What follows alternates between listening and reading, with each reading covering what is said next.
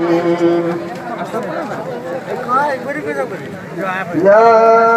أيها الذين آمنوا أطيعوا الله وأطيعوا الرسول وأولي الأمر منكم إلى آخر الآية. وقال الله تعالى في موضع آخر: قد أفلح من تزكى وذكر اسم ربه فصلى. وقال رسول الله صلى الله عليه وسلم: ألا إن في الجسد مضغة إذا صلحت صلح الجسد كله وإذا فسدت فسد الجسد كله ألا وهي القلب أو كما قال عليه الصلاة والسلام. أكرر درشقري اللهم صل وسلم على رسول الكريم رحمة للعالمين سيدنا مولانا نبينا محمد وعلى آله وأهل بيته وأولاده وذريته وأزواجه وأصحابه وأولياء أمته أجمعين كما صليت وسلمت وباركت ورحمت على سيدنا إبراهيم وعلى آل سيدنا إبراهيم إنك حميد مجيد. আলহামদুলিল্লাহ। সর্বপ্রথম সেই মহান মাহবুদের দরবারে শুকরিয়া আদায় করছি, যে মাহবুদ দয়া করে ভালোবেসে আমাদেরকে এই কামেল মসজিদের জন্মস্থানে, যেখানে জন্মেছিলেন আমার মুর্শিদ জামানুল মুজাদ্দিদ হযরত মাওলানা সুবুমতি আজান গাছি রহমাতুল্লাহ আলাইহি, সেই মজলিসে আমাদেরকে আসার বসার তৌফিক দান করেছেন। এজন্য আমরা আল্লাহর কাছে শুকরিয়া জানাই, সকলে বলি আলহামদুলিল্লাহ।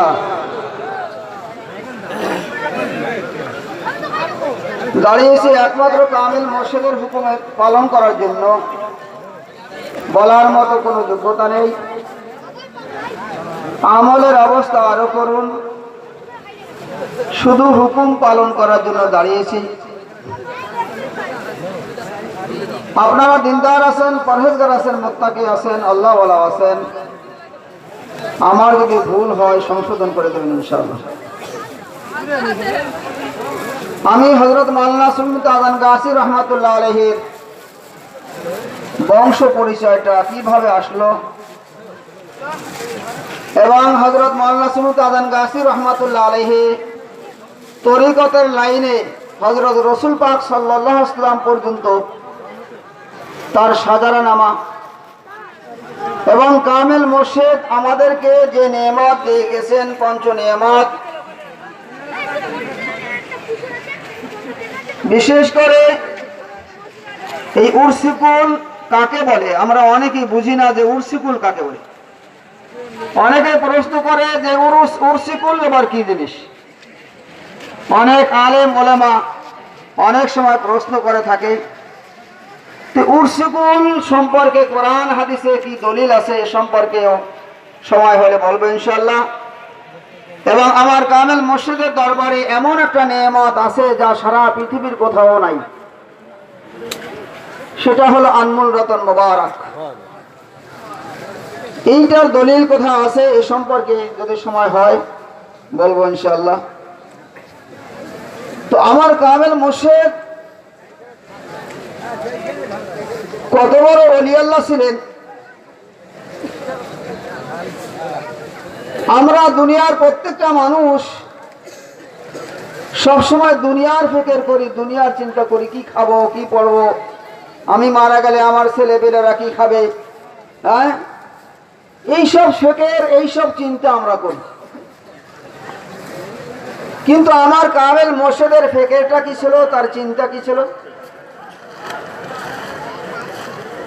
হযরত কামেল মুর্শিদ সুবুমতি আজান গাছি রহমাতুল্লাহ আলাইহির দিলের একটাই চিন্তা ছিল, যে কি করে এই দুনিয়ার মানুষ জান্নাত পাবে, এই দুনিয়ার মানুষ কিভাবে কিয়ামতের ময়দানে নাজাত পাবে, দুনিয়া ও আখিরাতের জিন্দেগিটা কিভাবে মঙ্গল করতে পারে, মোবারক করতে পারবে, এই ফিকির থাকত। এবং যারা মুজাদ্দিদ হবে তাদের তিনটা গুণ থাকে। আমার কামেল মোর্শেদের সেই তিনটা গুণ ছিল। মানুষ তখনই মুজাদ্দিদ হতে পারে, তখনই আল্লাহর প্রেমিক, আল্লাহর মাহবুব বান্দা হতে পারে, তার মধ্যে যদি তিনটা গুণ থাকে। একটা হলো সোহবাতে আহলুল্লাহ, আর কাসরাতে জিকরুল্লাহ, আর তাফাক্কুর ফি খালকিল্লাহ। বলেন সুবহানাল্লাহ। সোহবাতে আহলুল্লাহ, কাসরাতে জিকরুল্লাহ, তাফাক্কুর ফি খালকিল্লাহ। সুবহানাল্লাহ। আমার কামেল মুর্শিদ সোহবাতে আহলুল্লাহ কি রকমের করেছেন? শিক্ষা জীবন শেষ করার পরে বহু আউলিয়াদের দরবারে তিনি গিয়েছেন।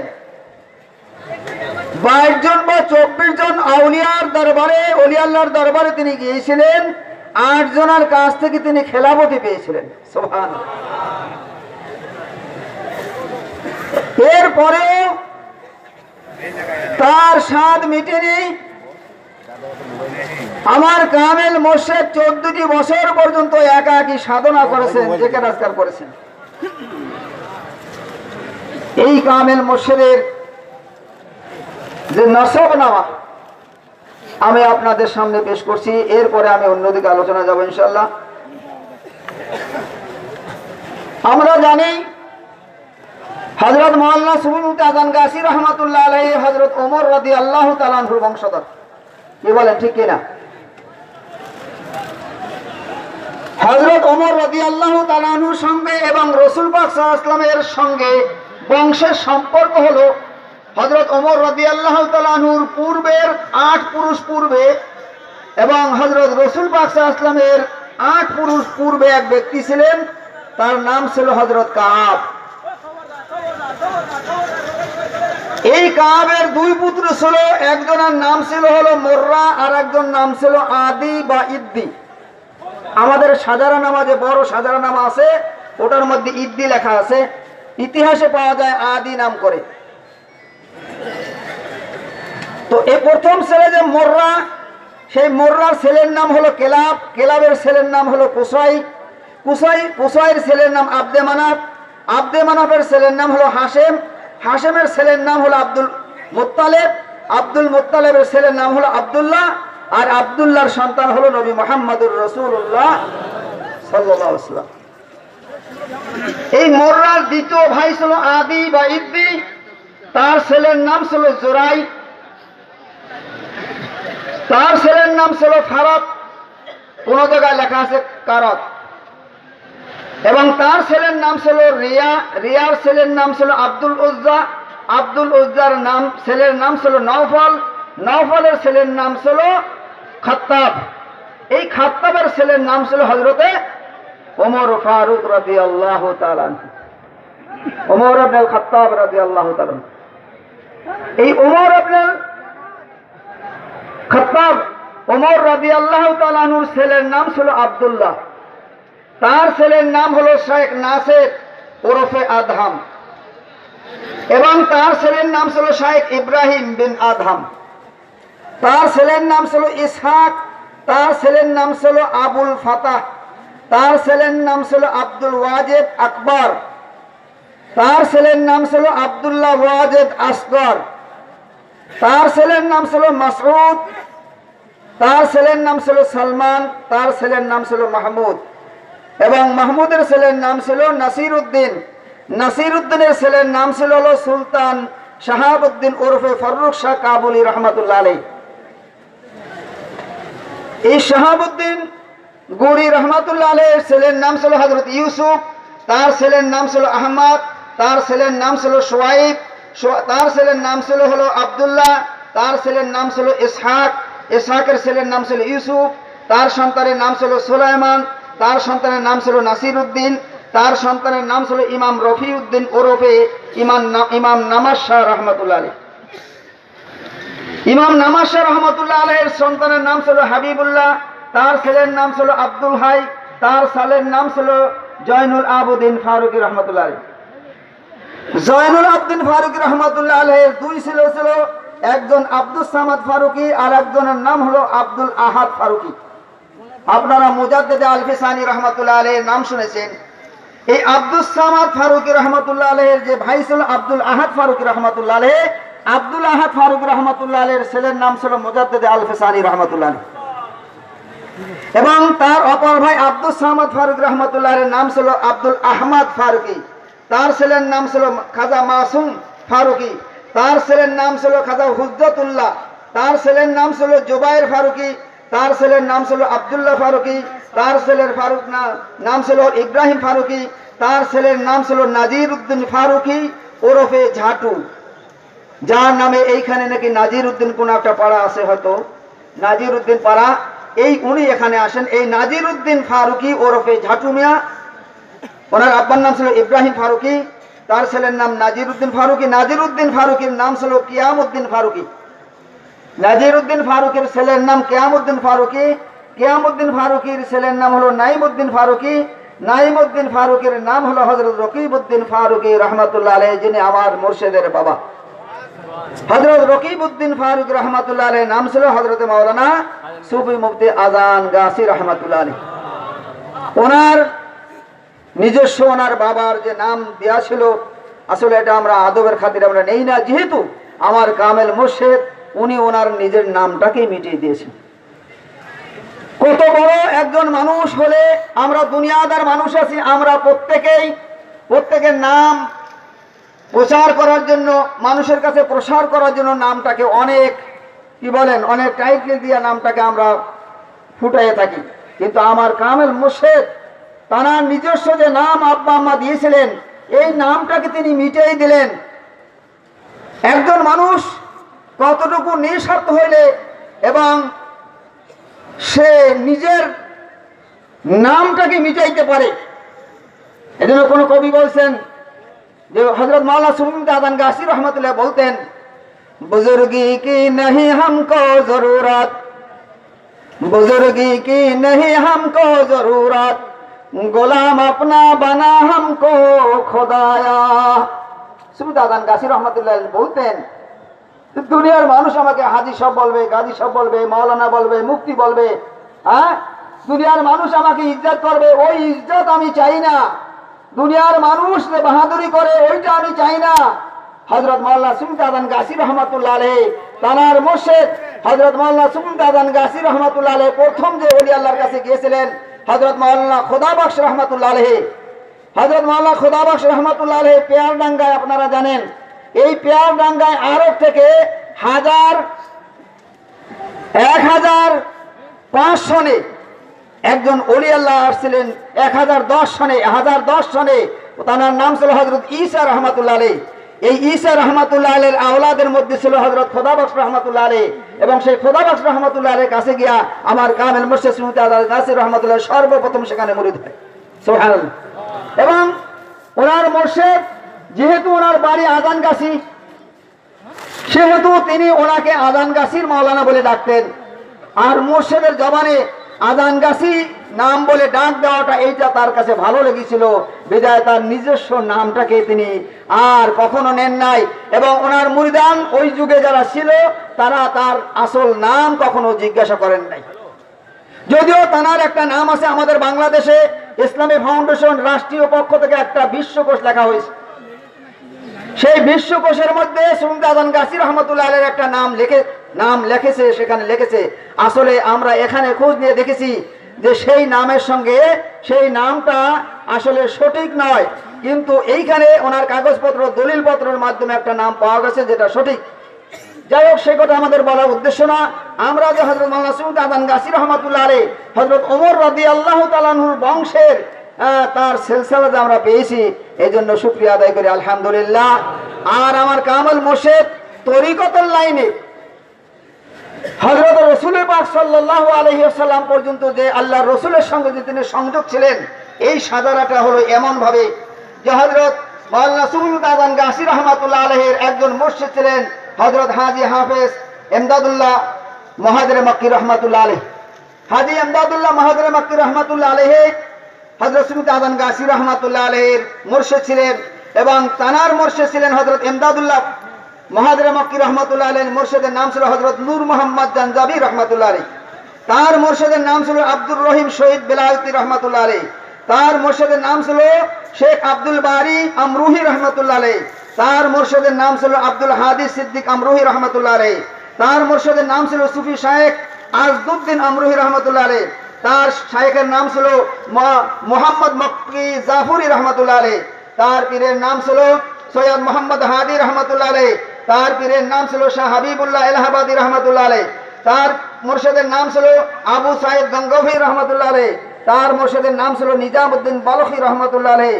তার মুর্শিদের নাম ছিল জালালউদ্দিন থানেশ্বরী রহমাতুল্লাহ আলাইহি। তার মুর্শিদের নাম ছিল কুতুবুল আউলিয়া আব্দুল কুদ্দুস গঙ্গোহী রহমাতুল্লাহ আলাইহি। তার মুর্শিদের নাম ছিল শেখ মোহাম্মদ রহমাতুল্লাহ আলাইহি। তার মুর্শিদের নাম ছিল শেখ আহমদ আরিফ বেল্লভী রহমাতুল্লাহ আলাইহি। তার মুর্শিদের নাম ছিল শেখ শাহ সুফি আব্দুল হক রহমাতুল্লাহ আলাইহি। তার মুর্শিদের নাম ছিল জালালউদ্দিন পানিপতি রহমাতুল্লাহ আলাইহি। তার মুর্শিদের নাম ছিল শেখ শামসুদ্দিন তুর্ক পানিপতি রহমাতুল্লাহ আলাইহি। তার মুর্শিদের নাম ছিল আলাউদ্দিন সাহাবী রহমাতুল্লাহ আলাইহি। তার মুর্শিদের নাম ছিল শেখ ফরিদউদ্দিন গঞ্জে শাকর রহমাতুল্লাহ আলাইহি। এবং তার মুর্শিদের নাম ছিল কুতুবউদ্দিন বখতিয়ার কাকি রহমাতুল্লাহ আলাইহি দিল্লির।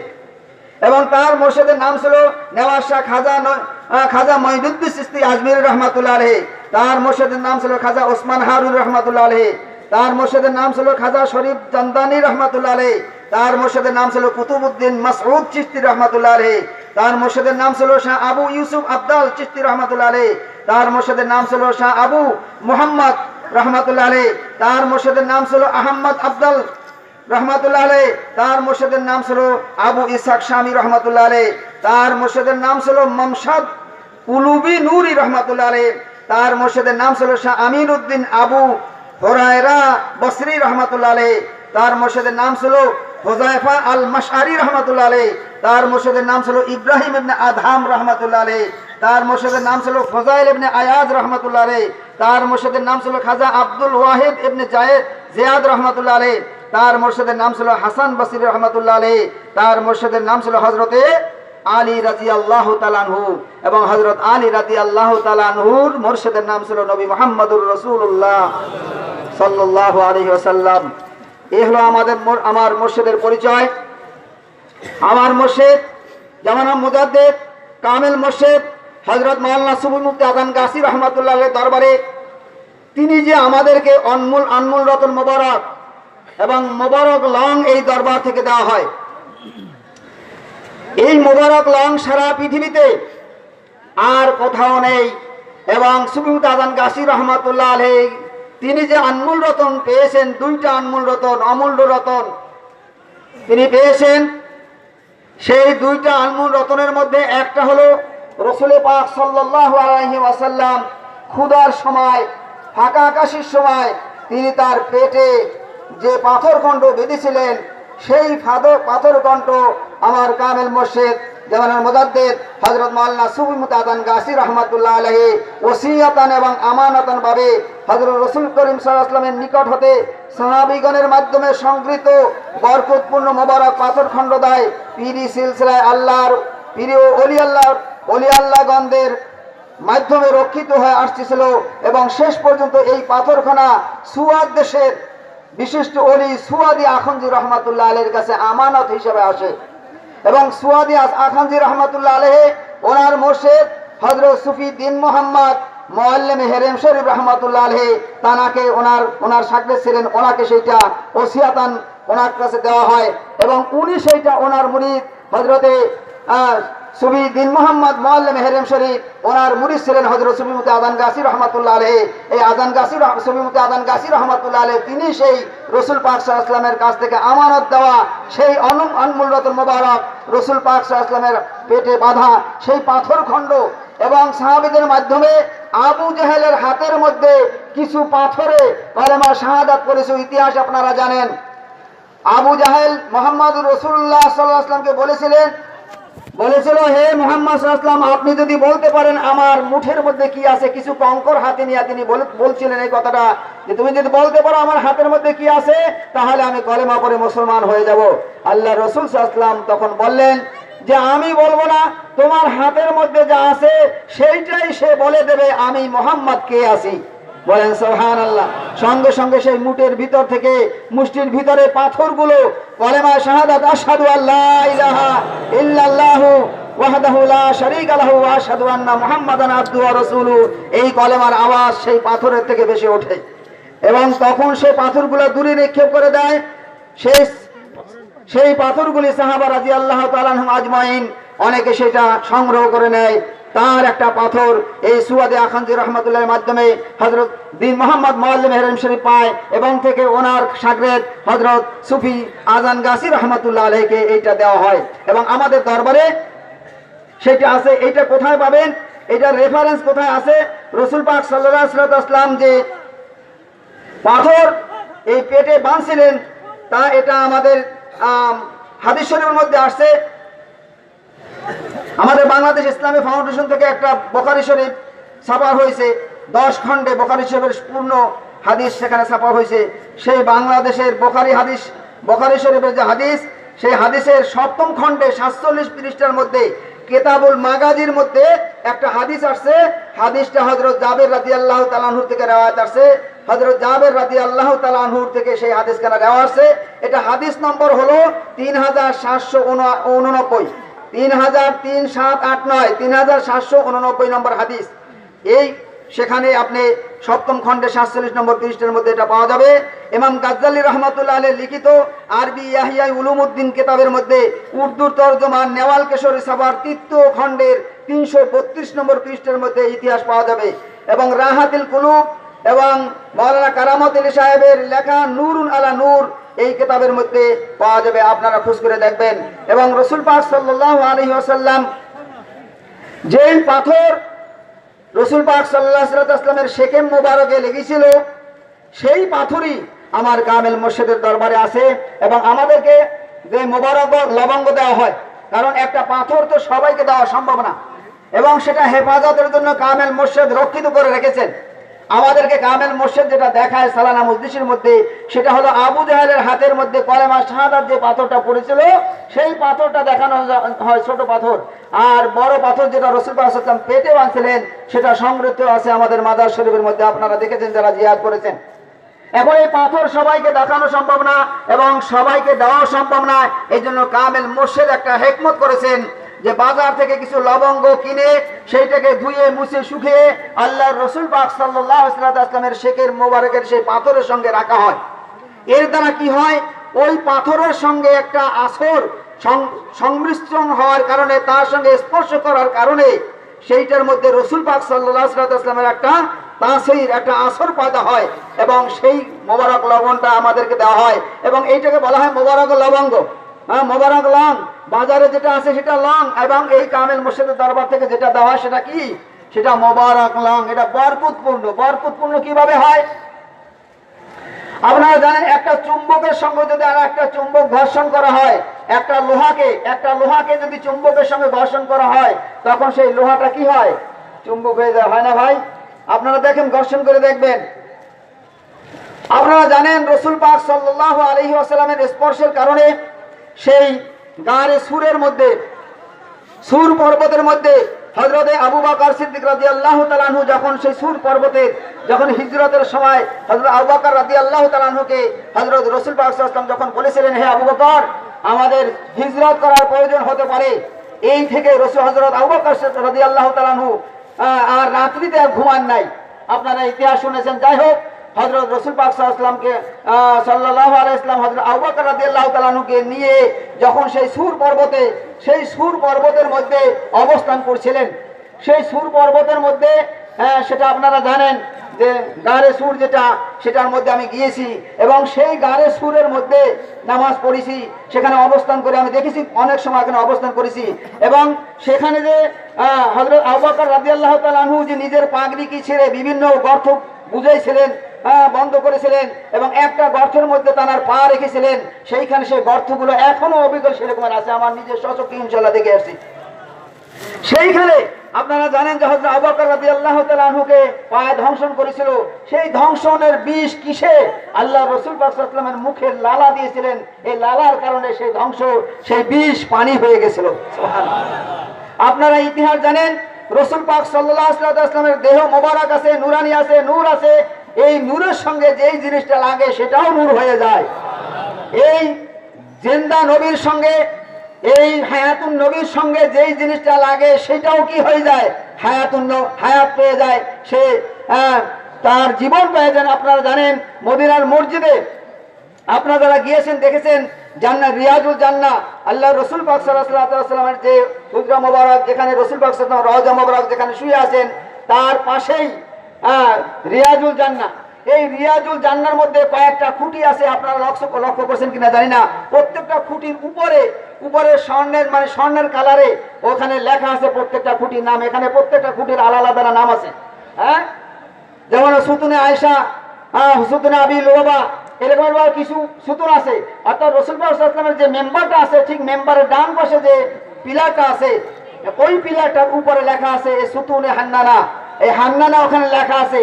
এই সুতুনে হান্নানা যেখানে, এইখানে একটা খেজুর গাছ ছিল এই মসজিদে নববীতে মেম্বার প্রতিষ্ঠিত হওয়ার আগে। এবং সেই মেম্বারে আল্লাহ রাসূল পাক সাল্লাল্লাহু আলাইহি ওয়াসাল্লাম সেই সুতুনের সঙ্গে ট্যাগ লাগাইয়া খুতবা দিতেন। ইতিহাস আপনারা জানেন, যখন মসজিদে নববী তৈরি করা হলো এবং মেম্বার তৈরি করা হলো, তখন এই সুতুনটা যখন নিয়ে যাওয়া হয়, তখন তার মধ্যে থেকে, কারণ তার মধ্যে প্রাণ জান পয়দা হয়ে গেছে, যখন নিতে চাইলো সাহাবীরা, তখন তার মধ্যে থেকে ক্রন্দনের গুনগুন, মানুষের মতো, মানুষ যেরকম ক্রন্দন করে কাঁদে, সেই রকমের সেই কাঠের, মৃত্যু কাঠের থেকে, খেজুর গাছের থেকে ক্রন্দনের আওয়াজ আসতেছিল। হ্যাঁ, তখন সেখানে নেওয়া হয় না, সেইখানে রেখে দেওয়া হয়। এখন সেইটার নাম আছে সুতুনে হান্নানা। বলে এই সুতুনে হান্নানা কিভাবে জান পাইলো, প্রাণ পাইলো? রাসূল পাক সাল্লাল্লাহু আলাইহি ওয়াসাল্লামের সঙ্গে স্পর্শ হওয়ার কারণে তার মধ্যে প্রাণ পয়দা হয়ে গেল। আপনারা জানেন এরকম বহুত ইতিহাস আছে যে হযরতে ইউসুফ আলাইহিস সালাতু ওয়াসসালাম যখন তার আব্বা থেকে দীর্ঘদিন আলাদা ছিল, আর ইউসুফ আলাইহিস সালাতু ওয়াসসালামের মায়ায় ক্রন্দন করতে করতে হযরত ইয়াকুব আলাইহিস সালাম অন্ধ হয়ে গেছিল। ইতিহাস দেখবেন আপনারা সূরা ইউসুফের তাফসীরের মধ্যে পাবেন। এই হযরত ইয়াকুব আলাইহিস সালাম ক্রন্দন করতে করতে অন্ধ হয়ে গেছিল। এরপরে যখন তার ভাইরা সেই মিশরে হযরত ইউসুফ আলাইহিস সালামের কাছে গিয়েছিলেন, তখন ইউসুফ আলাইহিস সালাম তার গায়ের জামাটা তার ভাইদের কাছে পাঠিয়ে দিলেন যে তোমরা এইটাকে নিয়ে আমার আব্বার চোখে বুলাই দেবে, এবং চোখের বিনায় ফিরে পাবে। এই জামাটা যখন নিয়ে তার হযরত ইয়াকুব আলাইহিস সালামের চোখে মিলাই দিয়েছিলেন, তখন হযরত ইয়াকুব আলাইহিস সালাম চোখের বিনায় ফিরে পেয়েছিলেন। সুবহানাল্লাহ।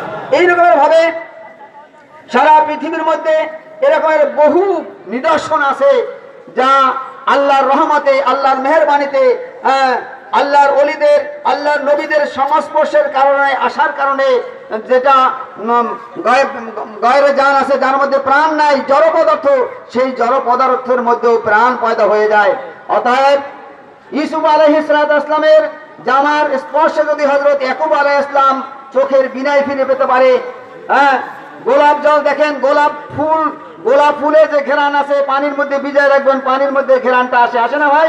ঠিক তেমনি ভাবে আমার কামেল মুর্শিদের দরবারে যে অমূল্য রত্ন মোবারক আছে, এই অমূল্য রত্ন মোবারক হলো এই রকমের রাসূল পাক সাল্লাল্লাহু আলাইহি ওয়াসাল্লামের শরীরে স্পর্শকৃত সেই পাথর আমার কামেল মুর্শিদের দরবারে আছে।